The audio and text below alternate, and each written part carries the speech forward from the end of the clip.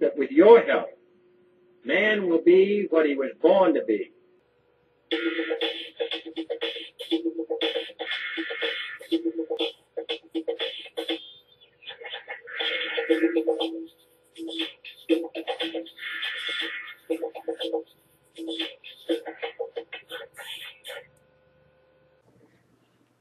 Today is the 19th, and there's 2 days to go until the 21st. So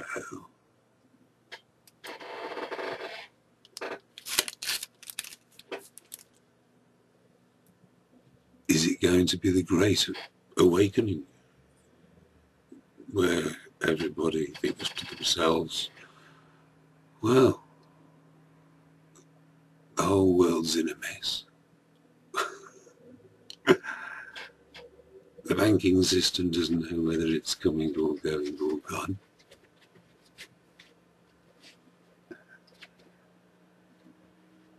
Globally. And is it time for humanity to wake up to the realization that we have to look after the garden that God gave us, the planet? Because that, you know, that was his first commandment, I suppose, wasn't it? On this first Christmas of the new age. But, you know, as for this new age movement thing,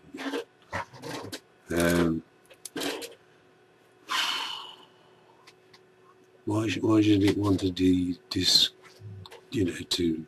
to despoil any faith at all? You know, I'm not saying that all faiths are right and the same thing,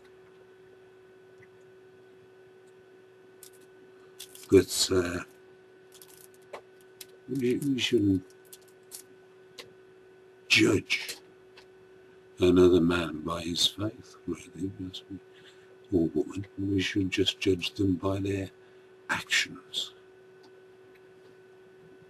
But their actions are programmed into them by the system that we have to exist in at the moment.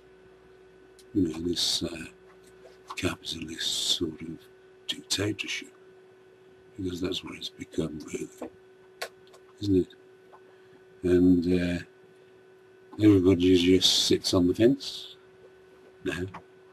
Occupy, you know, way back in September 2011, it was about everybody waking up. You know, that's what it was about, really. You know, everybody waking up to a banking system that's a fiction. It's all pretend. You know, it's just their imagination that keeps this banking system going. It's just a game of Monopoly.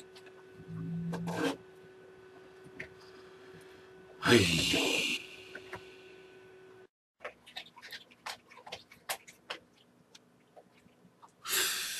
Yes, when Occupy happened on the 17th of September 2011, I thought to myself, wow, this has got to be it. The Americans are waking up, or should I say the people of the United States are waking up to the reality that something is, you know, drastically wrong with the planet.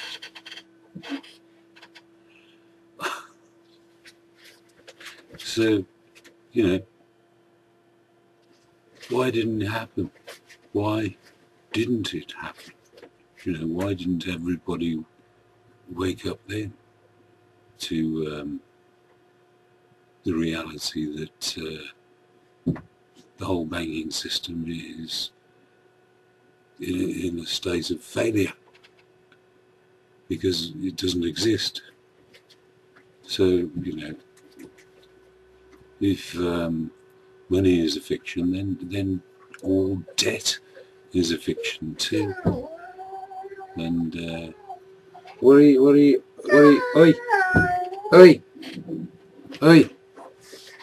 desist, stop. What are you fighting for? Yes, it's all a fiction. And you got these people off in you know, Syria fighting wars. This war, you know, this sort of so-called civil war for freedom.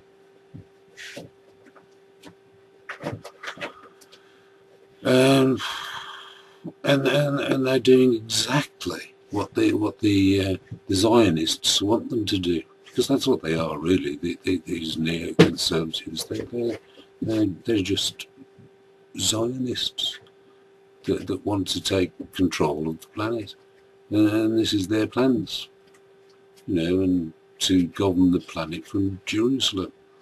Well, you know, at this point you've got to decide what sort of side of the fence you're going to stand on, because you've got these Zionists that want to, or seem to want to control us through some sort of dictatorial state, or you've got the other option whereby the whole planet wakes up and says, "Oh no, we're not having that."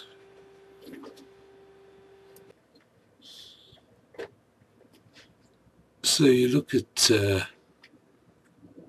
Syria from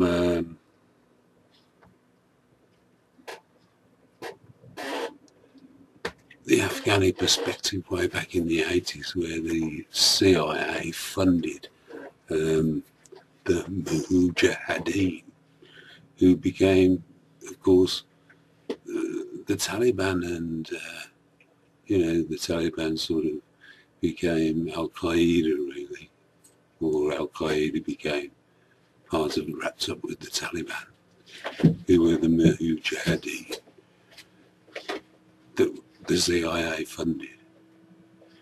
So, and then you got the so-called Al-Qaeda,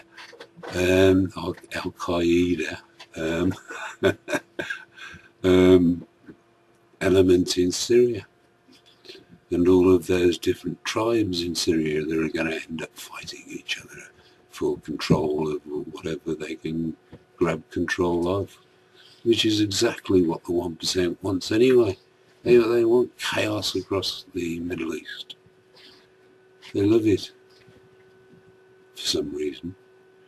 You know, you got the Saudi Arabia and Bahrain on the side of the so-called freedom fighters. You know, the Free Syrian Army that's more divided than probably any army in the history of warfare, which is an insanity anyway. All warfare is an insanity, and everything has been a sacrifice to Satan throughout the whole of mankind's history. And that's how it happens, isn't it? All this slaughter for thousands of years, all because people couldn't sort of learn how to trust each other. And, you know, from trust comes eventual forgiveness, I suppose.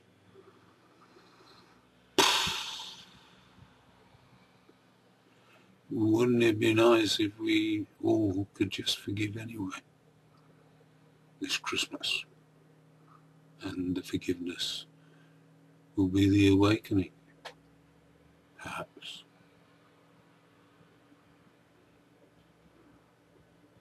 You know, the 2012 awakening, where everybody says, what the fuck am I pulling this trigger for?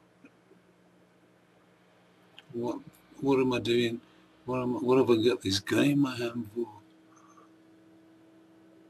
Why am I bothering working in a nuclear submarine with nuclear weapons? Why do we need these things?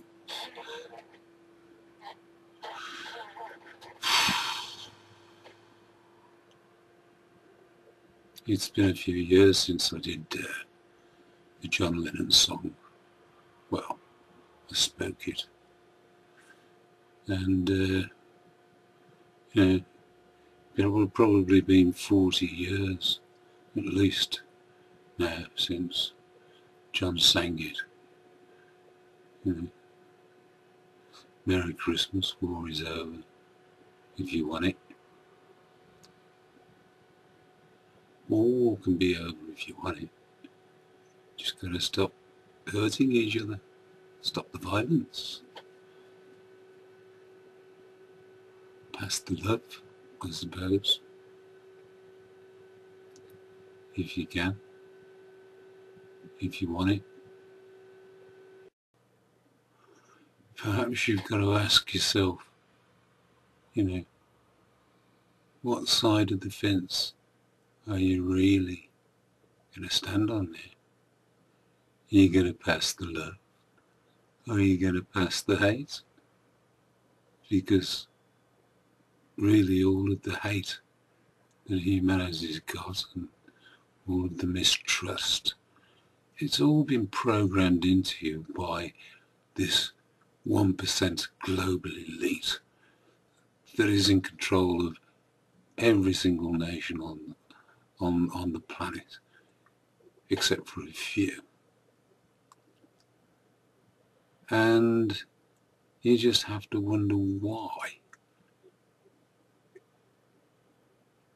they want this control. Why do they want this control? This